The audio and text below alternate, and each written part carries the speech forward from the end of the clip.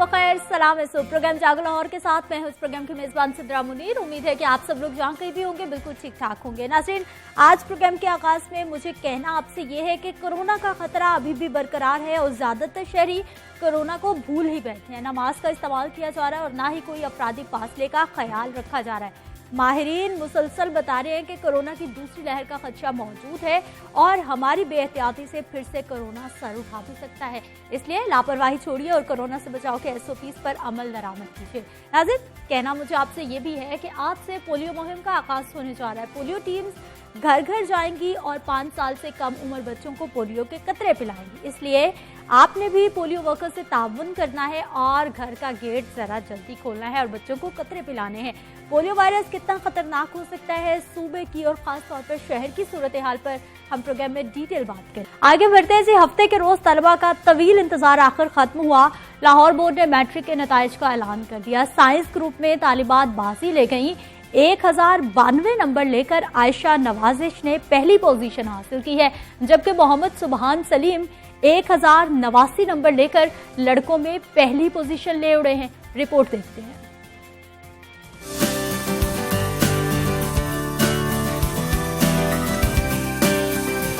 Lahore board ने matric के नताइज का ऐलान कर दिया। गजट के मुताबिक तालिबात ने मैदान मार लिया। Punjab girls high school Khayaban Jinnah की आयशा नवाजिश ने 1092 नंबर लेकर पहली पोजीशन हासिल की। पाक गैरिजन स्कूल ननकाना साहब की अरूबा इकबाल 1091 नंबर लेकर दूसरी पोजीशन, जबकि दारे अरकम स्कूल ठोकर न्याज बेग की अंजा शहजाद ने 1090 नंबर लेकर तीसरी पोजीशन हासिल की। साइंस ग्रुप में क्रिसेंट मॉडल स्कूल शादमान के मोहम्मद सुबहान सलीम 1089 नंबर लेकर लड़कों में पहली पोजीशन पर आ गए। Lords International School System Gulberg के मोहम्मद जैन अब्बास 1088 नंबर के साथ दूसरे नंबर पर, जबकि ट्रस्ट स्कूल हरबंसपुरा के मोहम्मद रोहाब और डिविजनल पब्लिक स्कूल टाउनशिप के मोहम्मद राफे अरशद मुश्तरका तौर पर 1087 नंबरों के साथ तीसरी पोजीशन पर रहे। मजमूई तौर पर 2,40,584 उम्मीदवारों ने अप्लाई किया, जिनमें से 2,37,149 तलबा ने इम्तहान दिया। 1,69,596 उम्मीदवार कामयाब हुए। साइंस ग्रुप में 1,66,364 तलबा में से 1,32,678 तलबा पास हुए। कामयाबी का तनासुब 79.75% रहा। इसी तरह आर्ट्स ग्रुप में 70,785 तलबा में से 36,918 तलबा पास हुए। कामयाबी का तनासुब 52.16% रहा। चेयरमैन लाहौर बोर्ड रियाज हाशमी ने प्रेस कॉन्फ्रेंस में बताया कि हमने निहायत शफाफ अंदाज से रिजल्ट तैयार किया है। प्रैक्टिकल के लिए हुकूमत ने जो पॉलिसी बनाई उस पर अमल किया गया। मैं समझता हूं कि मुश्किल हालात में हमने मैट्रिक का कम से कम ये रिजल्ट ओरिजिनल बच्चों के आंसर शीट्स जो उन्होंने सॉल्व किए हैं उस बुनियाद पे दे रहे हैं। प्रैक्टिकल के जो मार्क्स हैं 50% मार्क्स तमाम कैंडिडेट्स को दे दिए गए और जो 50% मार्क्स हैं उनके सब्जेक्ट की कारकर्दगी की बुनियाद पे, यानी अगर फिजिक्स में किसी के 100% मार्क्स हैं तो रिमेनिंग 50% उसको पूरे के पूरे मिल जाएंगे। 880 नंबर या ज्यादा लेने वाले तलबा का A+ ग्रेड होगा। 879 से 770 तक ग्रेड A, 769 से 660 नंबर तक ग्रेड B और 659 से 550 नंबर लेने वाले तलबा का ग्रेड C होगा। मैट्रिक के ज़िमनी इम्तिहान 7 नवंबर से शुरू होने का शेड्यूल भी जारी कर दिया गया है। कैमरामैन सलमान राजा के साथ आतिफ परवेज, लाहौर न्यूज। मैट्रिक के तलबा और तालिबात की सांसें तो बहाल हो गई कि हफ्ते के रोज उनका रिजल्ट आना था, आ गया। और जो पोजीशन होल्डर्स है आज हम उनको प्रोग्राम में मदऊ भी कर रखा है, उनसे हमने आपकी मुलाकात भी करवानी है, उनको अप्रिशिएट भी करना है कि उन्होंने अच्छी पोजीशंस ली हैं और ऐसे ही तालीम के मैदान में मैदान मारते रहे। लेकिन आज इंटरमीडिएट के नताइज का ऐलान होने जा रहा है जी शाम 5 बजे और हमारे जितने भी तलबा और तालिबात हैं आज खूब नमाजें अदा हो रही हैं, खूब दुआएं की जा रही हैं, क्योंकि जब भी नताइज आने का मामला होता है तो उससे पहले इसी तरह की सूरत हाल हम देखते हैं जी 5 बजे आज जो इंटरमीडिएट के नताइज आ रहे हैं उनका तनासुब कितना रहता है। आगे बढ़ते हैं, कुछ बात करेंगे जी सेहत के मसाइल के हवाले से। बहुत सारी बीमारियां हैं जो कि हम देखते हैं कि लोगों में फैलती जा रही हैं और इसी मामले में जिगर और गुर्दों का मर्ज भी बहुत तेजी से फैल रहा है। पैवानकारी की नाकाफी सहूलियात के बायस सूरत हाल काबू से बाहर होने लगी है, जबकि 22 अरब रुपए की लागत से बनने वाला PKLI भी दावों के मुताबिक नताइज नहीं दे पा रहा। क्या मामलात हैं, बिलाल चौधरी रिपोर्ट में बताएंगे।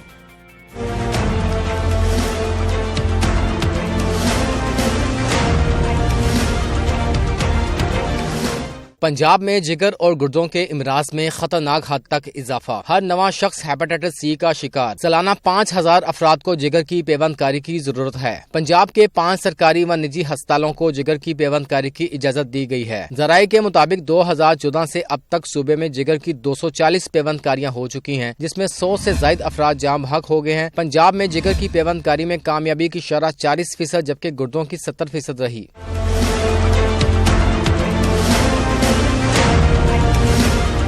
2014 से अब तक 26 सरकारी व निजी अस्पतालों में गुर्दों की 1646 पेवंदकारियां हुई। 22 अरब रुपए से बनने वाले PKLI में 3 बरसों में जिगर के सिर्फ 7 मरीजों की पेवंदकारी की गई। शेख ज़ैद अस्पताल में सबसे ज्यादा जिगर की 181 पेवंदकारियां हुई। ताहम 80 अफराद जान से हाथ धो बैठे, जिस पर शेख ज़ैद अस्पताल के लिवर ट्रांसप्लांट सेंटर को बंद कर दिया गया। निजी सतह पर बहरिया इंटरनेशनल अस्पताल में 51 और हमीद लतीफ अस्पताल में जिगर की 2 पेवंदकारियां हो चुकी हैं।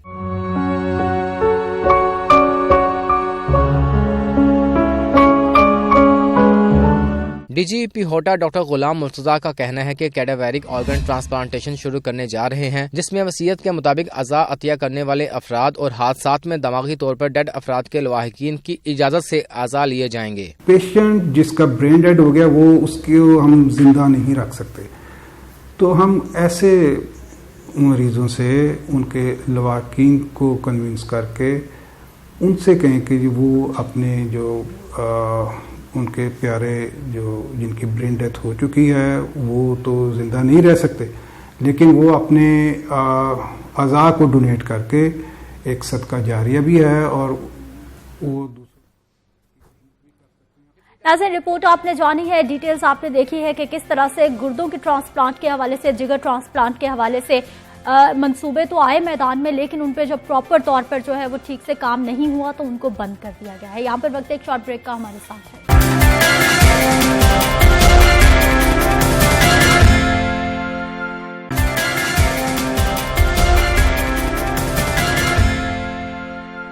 प्रोग्राम में एक बार फिर से आपको खुश आमदीद कहते हैं। नाज़रीन, महंगाई का जिन बेकाबू होता जा रहा है और रोजमर्रा की अशियाए खुरोनोश में मुसलसल कीमतों में इजाफा देखने को मिल रहा है, जिससे बेचारी आवाम की चीखें निकल कर रह गई हैं और मुनाफाखोरों ने शहरियों की जरूरियात की तमाम अशिया पर इजाफी कीमत वसूल करना शुरू कर दी है, जिसकी वजह से आवाम परेशान होकर रह गई है और किसी तरह की कोई भी कार्रवाइयां भी जिला इंतजामिया की जानिब से आजकल देखने को नहीं आ रही। इदारे शुमारियत की हफ्तावार रिपोर्ट के मुताबिक एक हफ्ते में महंगाई में 0.71% इजाफा हुआ है और हालिया हफ्ते में 26 अशिया जरूरिया महंगी हो गई हैं। एक हफ्ते में जिंदा मुर्गी 8 रुपए फी किलो महंगी हुई है और अंडे 7 रुपए फी दर्जन महंगे हुए हैं, जबकि दाल माश की बात करें तो वो 2 रुपए, दाल मूंग 1 रुपया फी किलो, दाल मसूर, दाल चना, आटा, लहसुन, प्याज की कीमतों में भी इजाफा रिकॉर्ड किया जा रहा है, जबकि ताज़ा दूध, दही, चावल और छोटा गोश्त भी महंगा कर दिया गया है। लाहौर में आटा महंगा होने के साथ साथ नायाब भी हो गया है। तलब के मुताबिक फराहमी ना होने से अवाम को आटे की किल्लत का भी सामना है। शहर के मुख्तलिफ इलाकों में 10 किलो आटे का थैला नायाब हो गया है, जबकि 20 किलो का थैला तलब के मुताबिक फराहम नहीं हो पा रहा। आटे की तलब के मुताबिक फराहमी ना होने से शहरी परेशान है। महंगाई से सताए लोग यूटिलिटी स्टोर्स पर चक्कर लगाने पर मजबूर हैं, लेकिन वहां भी आटे का 20 किलो का थैला नायाब होकर रह गया है। इसी हवाले से बात करनी है जी नुमाइंदा लाहौर न्यूज़ जाहिद आबिद हमारे साथ मौजूद होंगे। जाहिद आबिद, बताइएगा मार्केट की सूरत हाल कुछ बेहतर हुई या नहीं, क्योंकि इदारा शुमारियात की रिपोर्ट्स भी अब महंगाई बता रही हैं।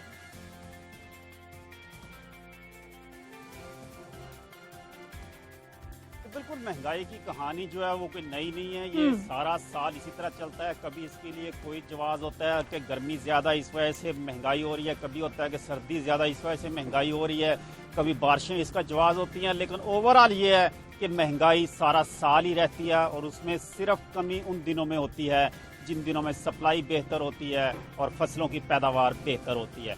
आज जो सूरत हाल हमें नजर आ रही है, जैसा कि आपने आटे का बताया, आटे की वही सूरत हाल है कि आटे का 10 किलो और 20 किलो का थैला ना होने के बराबर है। बहुत कम तादाद में सप्लाई हो रही है। गुज़श्ता रोज छुट्टी थी इसलिए सप्लाई नहीं हो सकी और आज अभी ताज़ा सप्लाई नहीं है, इसलिए अक्सर दुकानों पर हमें आटा इस वक्त तक नज़र नहीं आ रहा। लेकिन दुकानदारों का कहना है कि थोड़ी देर बाद आएगा। लेकिन साथ ये भी कहते हैं कि उनकी डिमांड से इंतहाई कम आटा आता है कि अगर वो थैले का ऑर्डर देते हैं तो उन्हें 10 थैले देकर फ्लोर मिलर्स फारग कर देते हैं कि ये आपके हिस्से में ये आया है, जिसकी वजह से लोग चक्की की तरफ रुख करते हैं। और चक्की का आटा अब 76 रुपये फी किलो हो चुका है। 72 से 74 हुआ, 74 से 76 हो गया। चीनी वही 95 से 100 रुपये फी किलो आज भी दस्तयाब है।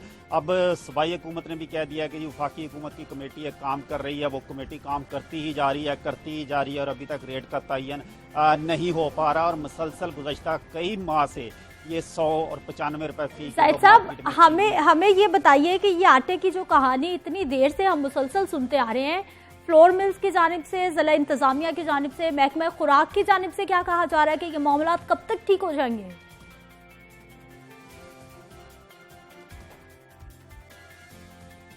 बिल्कुल, अगर हुकूमती मौक़िफ़ हम देखें तो उनका तो यही कहना है कि बस हालात बल्कि ठीक ही हैं। वो तो ये कहते हैं कि हालात ठीक हैं। हालात ठीक कब होंगे इस सवाल का जवाब नहीं देते। वो कहते हैं हालात ठीक है, सब कुछ, आप जाएं मार्केट में 860 का आटा खरीदें, अब आपकी मर्जी है। अगर नहीं नजर आ रहा आपको या नहीं मिल रहा तो उसमें हुकूमत का कोई कसूर नहीं है। लेकिन सूरत हाल ये है कि ये जो सीजन है, अब अगली फसल जो आनी है गंदम की, वो मार्च या अप्रैल में आनी है। उस वक्त तक जो माहिरीन है, मार्केट के लोग हैं, उनका ये कहना है कि ये सूरत हाल जो कि तू ही रहेगी, कभी सप्लाई कम हो जाएगी, कभी ज्यादा हो जाएगी, कभी रेट बढ़ने लगेगा। जाहिद साहब, गंदम दरामद की जा रही है, उससे भी क्या मामला ठीक नहीं होंगे?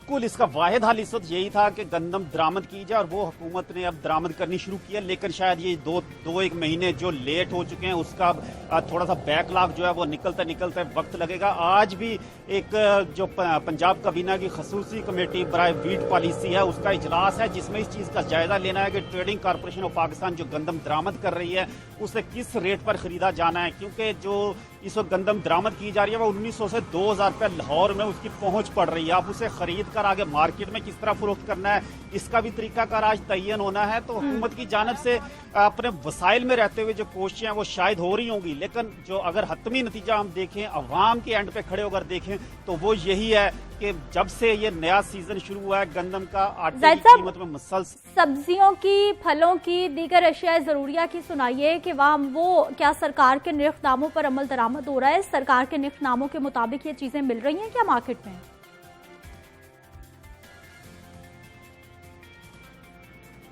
देखिए, सरकारी नरखनामे पर अमल दरामद तो किसी हुकूमत में, किसी इंतजामी दौर में भी आज तक नहीं हमने देखा। एक इशाराती किस्म का होता है कि अगर सरकारी नरखनामे में 50 रुपए किसी चीज़ की कीमत है तो वो अगर 60 रुपए मिल रही है मार्केट में, तो इसका मतलब है कि सरकारी नरखनामे पे अमल दरामद हो रहा है। आज भी जो सूरत हाल है उसमें प्याज जो है वो 60 रुपए फी किलो आम मार्केट में मिल रहा है, लेकिन उसका सरकारी रेट 48 रुपए फी किलो है। तो लोग यही समझते हैं कि तकरीबन ठीक है। इसी तरह टमाटर जो है वो अब 3 दर्जे के टमाटर जो है वो मार्केट में उनकी अकसाम का तयन किया जाता है सरकारी लिस्ट में, दर्जा अव्वल, दर्जा दोम, दर्जा सोम। अब ये 85 रुपए से लेकर 74 रुपए तक इनकी रेट मुकर्रर किए जाते हैं सरकारी कीमत में। और देखा यह जाता है कि जो दर्जा सोम है वही दर्जा अव्वल की कीमत में 90 रुपए 100 रुपए फरोख्त हो रहा है और आवाम को पता ही नहीं चलता कि ये दर्जा सोम है या दर्जा अव्वल है। तो इस किस्म की सूरत हाल है। बहुत शुक्रिया जाहिद आबिद, आप हमारे साथ मौजूद रहे और बता रहे थे कि किस किस अंदाज में आवाम को मामू बनाया जा रहा है। दर्जा अव्वल, दर्जा दोम, दर्जा सोम की कहानी सुनाई जाती है दुकानदारों की जानिब से। जबकि आटे की बात करें तो वहां पर जो है वो हमारे जो सीनियर सूबाई वज़रा हैं उनकी जानिब से टारगेटेड सब्सिडी का भी ऐलान किया गया था। लेकिन वो तमाम मामलात, वो तमाम वादे, वो तमाम दावे अभी तक सिर्फ कागजों की हद तक है। ग्राउंड पे अभी कुछ भी तब्दील होता दिखाई नहीं दे रहा। जबकि दूसरी जानिब नाज़रीन, कोरोना वायरस ने जहां पर दीगर शोबा है जिंदगी को मुतासिर किया है, वहीं पोलियो के खिलाफ पाकिस्तान की जंग भी बुरी तरह से मुतासिर हुई है। गुज़िश्ता चंद रोज में पोलियो के मजीद 3 नए केसेस सामने आने के बाद मुल्क भर में आज से एक बार फिर से पोलियो मुहिम का आगाज हो रहा है, जिसमें 5 साल से कम उम्र 4 करोड़ से ज्यादा बच्चों को इंसदाद पोलियो के कतरे पिलाए जाएंगे। फरवरी 2020 के बाद ये पहली कौमी इंसदाद मुहिम है जिसका आज से आगाज हो गया है। कोरोना वबा की वजह से चंद माह के लिए पोलियो मुहिम को मुलतवी कर दिया गया था। जबकि नाजरीन, इस वक्त सिर्फ पाकिस्तान और अफगानिस्तान दुनिया के 2 मुमालिक हैं जहां पर पोलियो अभी भी मौजूद है, जबकि मैं ये कहना चाहूँगी कि सिर्फ पाकिस्तान रह गया है। जो अफगानिस्तान है वो तो अब अंडर ऑब्जर्वेशन है, यानी कि पिछले 1-2 साल से अफगानिस्तान में भी केसेस रिपोर्ट नहीं हो रहे, इसलिए उसको ऑब्जर्व किया जा रहा है चंद साल के लिए कि अगर वहाँ पर मुसलसल केसेस रिपोर्ट नहीं होंगे तो उसको भी पोलियो से क्लियर करार दे दिया जाएगा। जबकि पाकिस्तान में हर गुजरते साल के साथ केसेस में फ्लक्चुएशन आती है, कभी ज़्यादा हो जाते हैं कभी कम हो जाते हैं, जो कि खतरनाक सूरत हाल है। इसी पे बात करेंगे, नुमाइंदा लाहौर न्यूज़ बिलाल चौधरी हमारे साथ मौजूद होंगे। बिलाल, प्रोग्राम में आपको खुश आमदीद कहते हैं।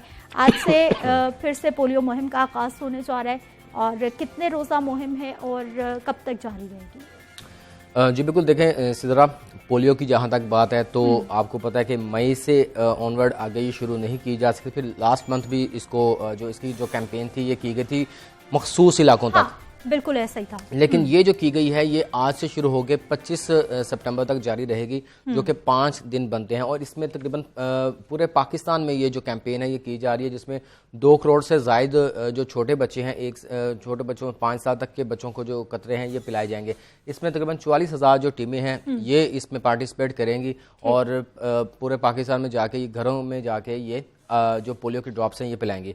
अब सवाल ये पैदा होता है कि सिदरा कि ये पोलियो मुहिम आखिर जो पोलियो है ये वायरस पाकिस्तान में ख़त्म क्यों नहीं हो रहा?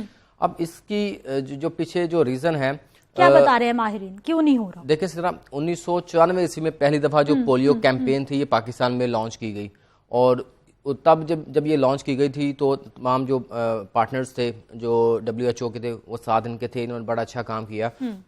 और जब ये लॉन्च की गई थी उस वक्त पाकिस्तान में तकरीबन 20,000 से ज़ायद केसेस थे, और 2004 में फिर इनकी जो केसेस की तादाद थी ये सिर्फ 30 तक रह गई। फिर उसके बाद फिर से बढ़े 2014 में आगे फिर बढ़ते गए। फिर उसके बाद 2014 से ऑनवर्ड 17 तक भी मामला ठीक रहे। 2017 में जाके एक दफ़ा फिर जो केसेस जो थे वो बढ़ना शुरू हो गए। फिर 2019 में ये केसेस आए तकरीबन 130, और फिर अभी बिलाल रवां साल की क्या सूरत हाल है? पंजाब में या लाहौर में कितने केसेस रिपोर्ट हुए? देखिए सिर्फ पंजाब में तो 9 केसेस रिपोर्ट हुए हैं, मुल्क भर में इसके 72 केसेस सामने आ चुके हैं। अब इशू ये है कि अब ये जो पोलियो वायरस है ये अब 5 साल से ज्यादा उम्र के जो बच्चे हैं उनको भी इफेक्ट कर रहा है। आपको भी पता होगा कि लाहौर में गुज़िश्ता 3 माह के अंदर 2 अमवात हुई थी, और ये यूनिसेफ और WHO की जानिब से ये डिक्लेयर किया गया था कि इनको पोलियो वायरस है। और उन दोनों बच्चों की उम्र तकरीबन पॉजिटिव थे, उनके टेस्ट भी पॉजिटिव बिल्कुल थे। और उन दोनों बच्चों की उम्र एक की 14 साल थी, एक की तकरीबन 13 साल की उम्र की थी। तो अब इस उम्र के बच्चों का पहले तो पोलियो से इफेक्ट होना, फिर उसके बाद उनके लिम्स का काम ना करना, फिर उसके बाद उनकी हलाकत होना, ये बड़ी तशवीशनाक बात है। कल भी हमारे पास एक रिपोर्ट आई थी जिसके मुताबिक जो इन्वायरमेंट सैंपल जो लिए जाते हैं जांचने के लिए कि कहाँ कहाँ पे पोलियो वायरस मौजूद है, तो मुल्क भर में 63% जो इन्वायरमेंट सैंपल है ये पॉजिटिव आए हैं। 63% अलार्मिंग सिचुएशन। बिल्कुल। हाँ। तो इसका ये मतलब है कि हमारे यहाँ जो पोलियो वायरस के जो नमूने हैं बड़ी तादाद में मौजूद है। तो अब उससे हम बिलाल, लाहौर में हमें बताइए कि कोई हॉटस्पॉट एरियाज पे निशानदही की गई है कि ये इलाके हैं यहाँ पर सबसे ज्यादा खतरा है? क्योंकि चंद महीने पहले हमने देखा कि कुछ यूसीज में कुछ इलाकों में पोलियो मुहिम हुई थी। जी बिल्कुल सिदरा, ये हमारे हॉटस्पॉट जो पोलियो वायरस के हैं ये आउटफार रोड है, मुल्तान रोड है, गुलशन रावी का इलाका है, फिर ये रावी टाउन के इलाके हैं। ये 5 से 6 हॉटस्पॉट हैं जो कि लाहौर में मौजूद हैं। और जब भी गुज़िश्ता कई सालों से जब भी यहाँ से नमूने लिए जाते हैं, हर माह बाद जो रिपोर्ट आते हैं तो हमेशा भी पॉजिटिव आते हैं, वो नेगेटिव हो ही नहीं रहे। अब उसकी वजह एक तो ये है कि अब आप ये देखें कि जो लाहौर में रावी टाउन के इलाके में जिन 2 बच्चों की डेथ हुई उन्होंने भी अपनी वैक्सीनेशन मुकम्मल की हुई थी, पोलियो ड्रॉप्स के कतरे भी पिए हुए थे। और यहाँ पे भी अब टीमें जो हैं वो जब उनकी टीमों से बात होती है, मुतलका DDHO से बात होती है। वैक्सीन पे भी क्वेश्चन मार्क है, क्योंकि अगर उनके पेरेंट्स ने बताया कि हम मुसलसल बच्चों को हर बार पिलाते रहे हैं पोलियो के कतरे, उसके बावजूद वो बेचारे जो हैं वो इस बीमारी का देखिए इस तरह इसमें कई एलिमेंट्स हैं। आप ये देखें कि जब टीमें एक तश्कील दी जाती है कि आया वो हर घर में जाती हैं, हर घर में पहुंचती हैं। अगर हर घर में पहुंचती हैं, बाज़ औक़ात बच्चे वहां पे स्कूल गए होते हैं या किसी रिलेटिव के यहाँ गए होते हैं, तो क्या कैचअप डे में या फिर इन्होंने कवर अप किया जाता है, दोबारा इसको कवर अप किया गया? हाँ। फिर ये सवाल पैदा होता है। फिर सवाल ये पैदा होता है कि आया जब पोलियो की वैक्सीन जब ये स्टोरेज करते हैं या आइस बॉक्स में लेके जाते हैं, वो एक बड़ा इशू है। टेम्परेचर एक बड़ा इशू है, जिससे अगर पोलियो की वैक्सीन को अगर आप आइस बॉक्स में नहीं रखेंगे, प्रॉपर आप इसको माहौल नहीं देंगे तो इसकी जो क्रेडिबिलिटी है, इसकी जो एफिकेसी है, ये भी डाउन होती है। फिर उसके बाद अगला जो मराहल आ जाता है कि हमारे यहाँ पे जो अक्सर जो लोग हैं, ये भी शिकायत है महकमा सेहत को भी कि कागजी कार्रवाई बहुत ज्यादा करते हैं। ठीक। और ये 3-4 एलिमेंट हैं कि जिसकी वजह से हमारे यहाँ पे जो पोलियो वैक्सीन है और जो वायरस है ये इस वक्त खत्म नहीं हो रहा। इसका मतलब है फिर जो पोलियो वर्कर्स की, पोलियो टीम्स की जो कारकर्दगी है, ये उस पर सवालिया निशान है बहुत बड़ा। देखिए सीधा बिल्कुल इसमें सवालिया निशान। उसकी एक वजह ये भी है कि जब 2016 में 17 में हमारे यहाँ पाकिस्तान में सिर्फ 8 केसेस रह गए थे और 2017 में भी तकरीबन कोई 19 के करीब केसेस आ गए, फिर 18 में बढ़े, 19 में बढ़े, अब 20 में भी केसेस सामने आ रहे हैं। उसकी एक वजह थी, उससे पहले की जो टीम थी जो पोलियो के ऊपर मैनेजमेंट थी, जो पोलियो को सारी को वो देखती थी, वो थे सारे स्पेशलाइज्ड टेक्निकल स्टाफ, डॉक्टर्स। अब सिदरा ये अब आप देख लें कि मौजूदा जो पंजाब पोलियो प्रोग्राम की जो इंचार्ज हैं वो एक ब्यूरोक्रेट है। ठीक। 19 में भी एक ब्यूरोक्रेट था। तो जब एक ये लोग स्पेशलाइज्ड डॉक्टर्स नहीं है जिनको मालूम हो कि किस तरह से बिल्कुल सिद्रा ये देखें ये एक टेक्निकल एक बिल्कुल ऐसा फील्ड है। एक मतलब पोलियो है, आप उससे अब आप देखें कि पोलियो की वजह से पाकिस्तान को कितनी मतलब शर्मिंदगी का सामना इस सेंस में करना पड़ रहा है कि आपके ऊपर सफरी पाबंदियां हैं। आप जब अब्रॉड जाते हैं तो आपको पोलियो सर्टिफिकेट लेना पड़ता है। अगर आपके पास पोलियो सर्टिफिकेट नहीं है तो आपको पोलियो के 2 ड्रॉप्स पिलाते हैं। तो इस हवाले से कई ममालिक ने हमें अवेयर भी किया हुआ कि अगर 2021 तक का हमें अल्टीमेटम मिला हुआ है कि अगर हमने 2021 तक क्लियर ना किया तो जनाब सऊदी अरब ने भी कह दिया कि अब हज उमरा भी करने के लिए हम सोचेंगे आपके साथ क्या करना है। फिर हमें भी जनाब वहीं पे भी यहाँ से पोलियो के कतरे पियेंगे, वहाँ से भी पोलियो के कतरे पियेंगे। तो इस हवाले से जो इक़दाम जिस तरह होने चाहिए थे उस तरह हमें होते हुए नजर नहीं आ रहे। उसकी एक दूसरी वजह भी है कि हमने जो बड़े इन्फ्लुएंसर किस्म के जो लोग थे। ठीक है बिलाल, इस पे मजीद भी बात करते हैं। अभी हमें ज्वाइन किया है जी फैसल सुल्तान साहब, advisor to PMA on health हैं प्रोग्राम में। सर आपको खुश आमदीद कहते हैं। फैसल साहब, आज से एक बार फिर से पोलियो मुहिम का आगाज होने जा रहा है। सर कहाँ कहाँ पे खला है, क्योंकि हम देख रहे हैं कि मुसलसल पोलियो केसेस रिपोर्ट हो रहे हैं मुहिम चलाने के बावजूद। जी, सो इसलिए बहुत अहम है कि इस पोलियो के मुकम्मल इंसदाद के लिए सारा मुल्क इकट्ठा होकर इसमें शामिल हो इस एफर्ट में। आज जो एफर्ट है जिसमें पोलियो के जो कतरे पिलाए जाएंगे वो मुल्क भर की एफर्ट है, नेशनल कैंपेन है और इसमें तकरीबन 3.25 लाख पोलियो वर्कर्स शामिल होंगे और घर घर जाके वो पोलियो के कतरे बच्चों को देंगे। तो वालिदैन से या उनके जो बच्चों के साथ हैं उनसे गुजारिश है कि इस मुहिम में हिस्सा लें ताकि पोलियो को जड़ से यहाँ से निकाला जा सके। इसके अलावा जो आइंदा इस बाकी जो चंद महीने रह गए इस साल के, उसमें भी इजाफी कैंपेन्स होंगी और कुछ जो हैं वो रीजनल होंगी और कुछ जो हैं फिर नेशनल दोबारा से होंगी। ये पूरी एक सोची समझी स्ट्रेटजी है जो एक्सपर्ट्स ने बना रखी है ताकि जिस जगह पोलियो के केसेस ज्यादा हैं उधर इजाफी कैंपेन्स होंगी, लेकिन मुल्क भर में तो होगी। ठीक है फैसल साहब, हमें ये बताइए कि मुसलसल गुज़िश्ता सालों में भी हमने देखा कि पोलियो कैंपेन्स होती आई हैं, लेकिन उसके बावजूद केसेस में फ्लक्चुएशन आना कि मुसलसल एक साल में केसेस कम होते हैं, अगले साल में बढ़ जाते हैं, अगले साल मजीद बढ़ जाते हैं, ये तो खतरनाक है पाकिस्तान के लिए। बिल्कुल, और इसके लिए बहुत अहम है कि जो हमारी नॉर्मल EPI कैंपेन है, जो हमारी इम्यूनाइजेशन की दूसरी कैंपेन है जिसमें बाकी टीके और हिफाजती इकदाम होते हैं, वो उस कैंपेन को ताकतवर और मजबूत करने की जरूरत है। बिकॉज ये जो पोलियो कैंपेन्स हैं इनका काम तो एक मॉप अप का होता है जहां आपने मेन सफाई कर दी और फिर ये उसके ऊपर इजाफी एक्शन करें, लेकिन जो मेन एक्शन है वो हमारी जो इम्यूनाइजेशन कैंपेन जिसको EPI बोलते हैं वो बहुत जरूरी है।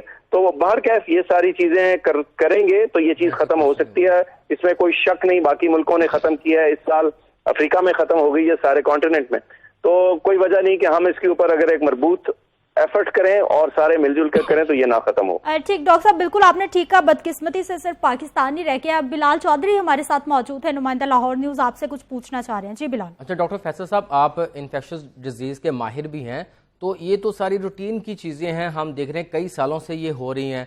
अभी एक रिपोर्ट के मुताबिक लाहौर का जो इन्वायरमेंट सैंपल है वो भी 63% आ गया है। तो इसमें नई चीज़ आप क्या लेके आ रहे हैं, किस तरह हम वायरस को कंट्रोल कर सकते हैं? क्या एक नई स्ट्रेटजी आप बनाना चाह रहे हैं ताकि हम 2021 तक जो टारगेट है उसको, पोलियो को ख़त्म कर सकें? जैसे मैंने अर्ज की, इसमें कुछ चीजें तो वही हैं जो कि मौजूदा रही हैं, उनको अबैंडन करने की जरूरत नहीं, उनको बेहतर करने की जरूरत है। जरूरी नहीं कि स्ट्रैटेजी फ्लॉड हो, कई दफा स्ट्रैटेजी की इम्प्लीमेंटेशन जो है वो मुकम्मल नहीं होती। तरीकाकार जो वजह किया गया वो ठीक है, लेकिन उसको अगर मुकम्मल तौर से आप इम्प्लीमेंट नहीं करेंगे तो ये प्रॉब्लम आएगी, एक चीज। दूसरी बात यह है कि इसमें जो लिंकेज है ना हमारी दोनों कैंपेन्स का, जो नेशनल कैंपेन बाकी हिफाजती टीकों की होती है और पोलियो, ये सारी इकट्ठी होने की जरूरत है, इसकी सिंक्रोनाइजेशन की जरूरत है, वरना जैसे मैंने अर्ज किया कि ये फिर हम उसी चक्कर भंवर में फंसे रहेंगे।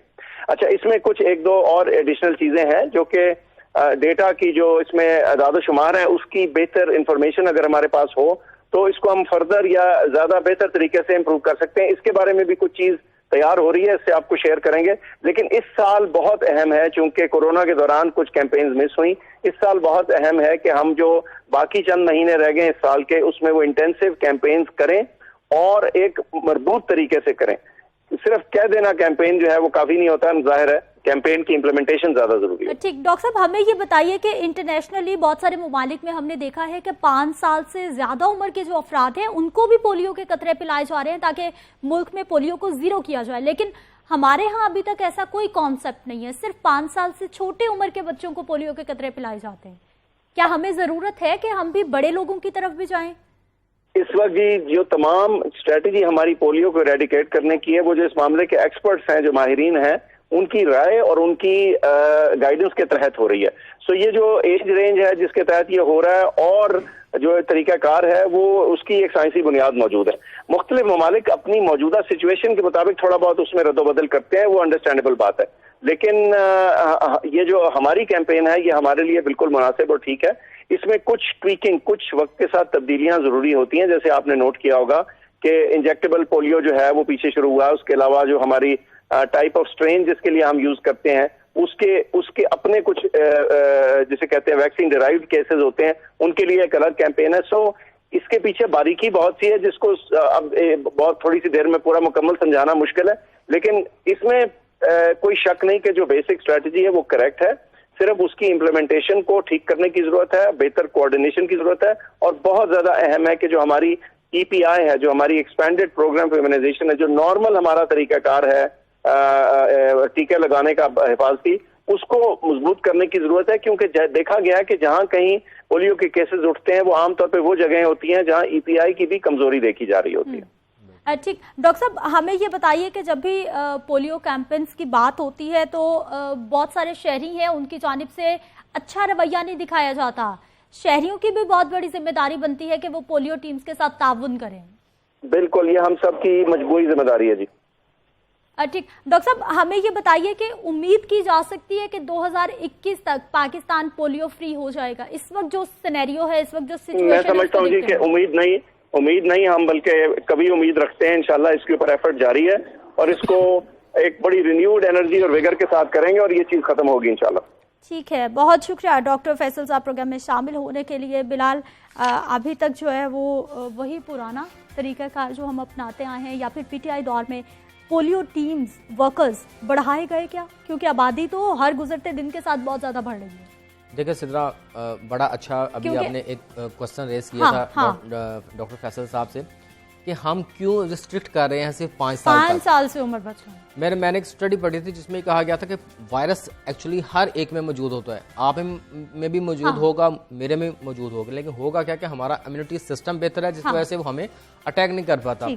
तो कई एक ममालिक ने ये किया ना, पूरी आबादी को उन्होंने पोलियो के ड्रॉप्स पिला दिए ताकि जो बहाने के रास्ते जो वायरस है जब ये जाता है यानी निकासी जब इसकी आप होती है, वायरस को मौका ही ना दो कि वो पॉजिटिव हो। बिल्कुल, क्योंकि ये अगर आप देखें हम पिला रहे हैं 5 साल तक के बच्चों को, आपके पास लाहौर में जो जो विक्टिम्स जो हुए थे, जिनकी डेथ हुई, वो 14 साल के बच्चे थे। और बिलाल, मामला भी यही है कि ये पोलियो 5 साल के बच्चों तक तो हम कतरे पिलाते हैं, लेकिन ये उम्र के किसी भी हिस्से में अटैक करता है। बिल्कुल, ये और फिर उसके बाद आपके पास कोई ऑप्शन नहीं। बिल्कुल ऐसे ही है, लेकिन मेजोरिटी ऑफ द टाइम यही देखा गया है कि ये 5 साल से कम उम्र बच्चे ही अफेक्टेड होते हैं, लेकिन वो नहीं होते। और दूसरी बात जहाँ तक आपने की थी कि पोलियो वर्कर्स की तादाद कितनी है, ये बड़ा अहम क्वेश्चन है। जिस तरह डॉक्टर फैसल साहब भी बता रहे थे, EPI की जो इसके अलावा जो हिफाजती टीका जाता है उसके साथ ही इसको एडप्ट किया जाए। अब आप ये देखें कि ये जो वर्कर्स हैं, ये तकरीबन अगर लाहौर की बात करें तो तकरीबन 11,000 वर्कर्स हैं, जिनमें से कुछ अभी इन्होंने डेली वेजेस पे रखते हैं। लाहौर के 11,000 वर्कर्स 1.25 करोड़ आबादी के बच्चों को जो है वो पोलियो के कतरे पिलाएंगे। आगे आप आगे देखें, ये टोटल तादाद बता रहा हूँ, जो रेगुलर इनके पास है वो तकरीबन 6,000 है।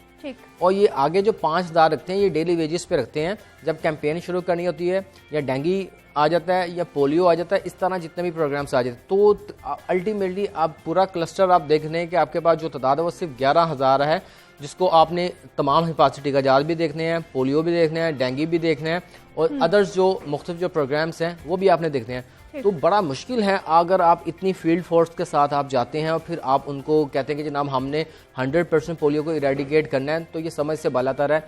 इसके लिए इनके पास फंड्स की कमी नहीं है।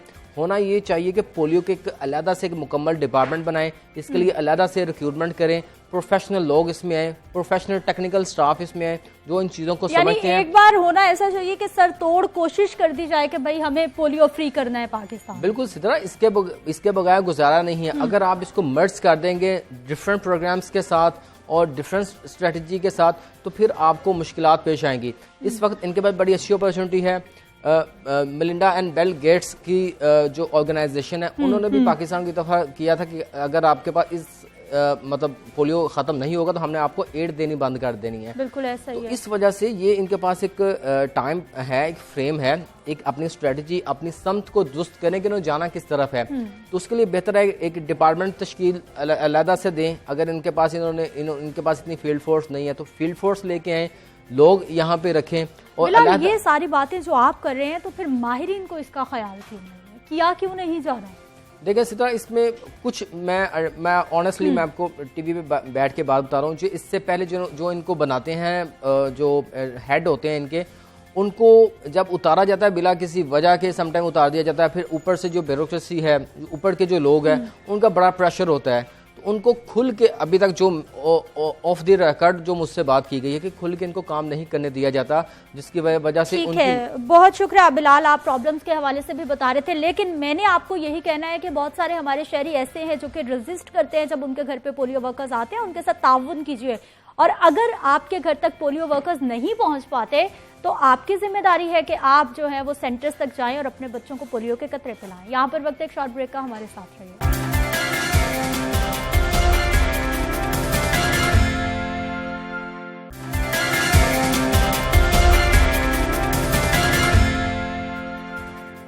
प्रोग्राम में एक बार फिर से आपको खुश आमदीद कहते हैं नाज़रीन। आगे बढ़ते हैं और कुछ बात करेंगे ग़िज़ा और ग़िज़ाइयत के हवाले से। और आज हमने ख़ासतौर पर बात करनी है नाशपाती के हवाले से कि उसमें कौन कौन से ग़िज़ाई अज्जा मौजूद हैं, कौन से लोगों के लिए ज़्यादा बेनिफिट हो सकते हैं नाशपाती अगर वो इस्तेमाल करते हैं। इसके लिए हमारे साथ मौजूद हैं जी माहिर ग़िज़ाइयात ज़ोहा सुहेल।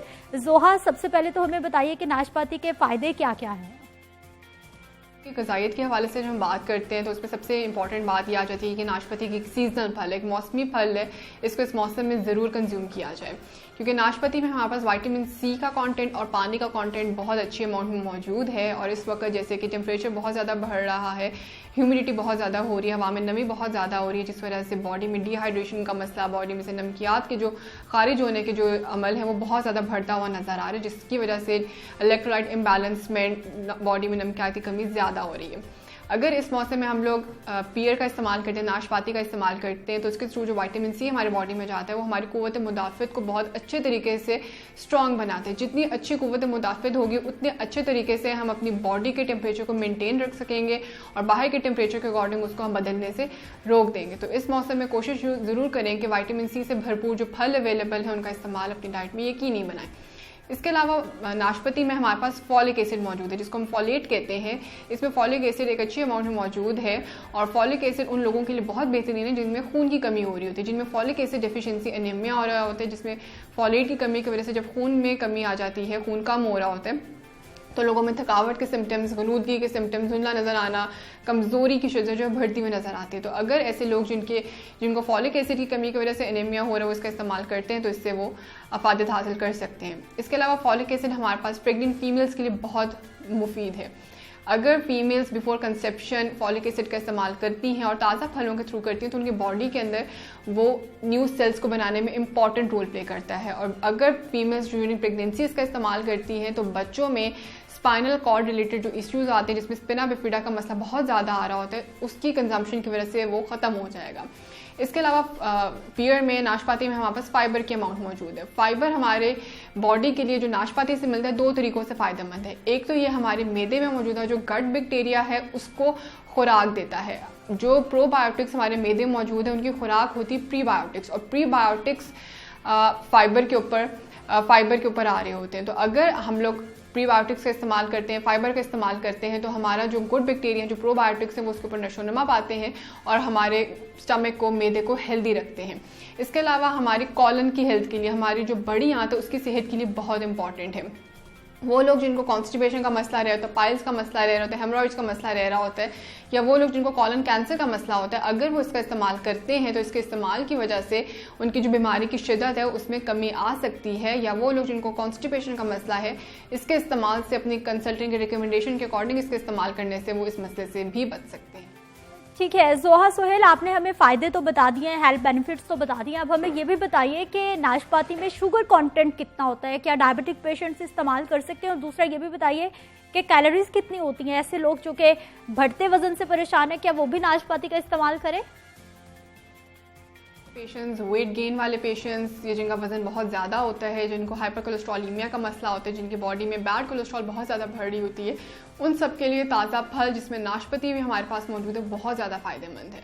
लोग आजकल जिस तरह घरों में वो सिर्फ junk food, fast food consume कर रहे हैं और इसकी कंजम्पशन की वजह से उनका वज़न भी बहुत ज़्यादा बढ़ रहा है। और वज़न बढ़ने के साथ साथ जो वज़न बढ़ने की वजह से जो दूसरी बीमारी जिसमें शुगर का मसला है, ब्लड प्रेशर का मसला है, कोलेस्ट्रॉल लेवल्स का ज़्यादा होने का मसला है, यूरिक एसिड का मसला है, आर्थराइटिस का मसला, सिर्फ वज़न की ज़्यादती की वजह से, junk food, fast food consumption की वजह से बढ़ रहा है। तो अगर इस टाइम के ऊपर आप नाशपाती का इस्तेमाल करते हैं तो आपकी बॉडी के लिए बहुत मुफीद है। अगर स्पेसिफिकली हम लोग वेट लॉस वाले पेशेंट्स की बात करें जिन्होंने वज़न कम करना होता है, उन केसेस में हमारा प्राइमरी गोल ये होता है कि हमने न्यूट्रिएंट्स बहुत ज़्यादा देने होते हैं और कैलोरीज कम करनी होती है।